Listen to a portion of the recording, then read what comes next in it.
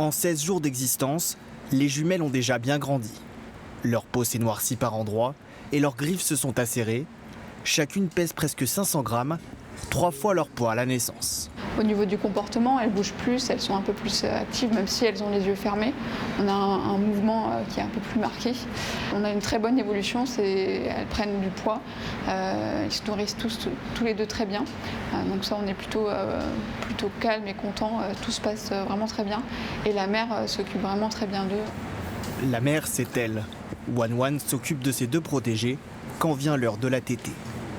Elle le couvre vraiment, elle essaie de donner un maximum de chaleur en même temps.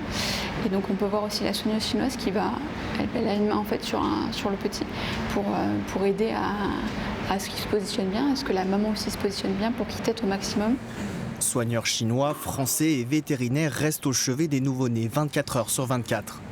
Les bébés sont pesés avant et après chaque tétée et gardés en couveuse la plupart du temps. Une attention de tous les instants primordiale pour la survie des jumelles, selon le directeur du parc animalier.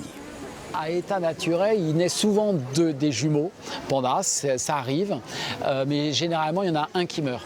Et la maman choisit toujours le plus fort, le plus costaud, et se consacre au plus fort, au plus costaud, et laisse mourir naturellement le second. Dans la nature aussi, souvent les premières portées meurent. La maman doit se faire la main, la maman doit apprendre, si vous voulez. Prochaine étape pour les jumelles, le choix d'un nom courant novembre à l'occasion d'une cérémonie en partenariat avec la Chine. Les visiteurs devront patienter au moins plusieurs semaines avant de voir en vrai les nouvelles vedettes du parc.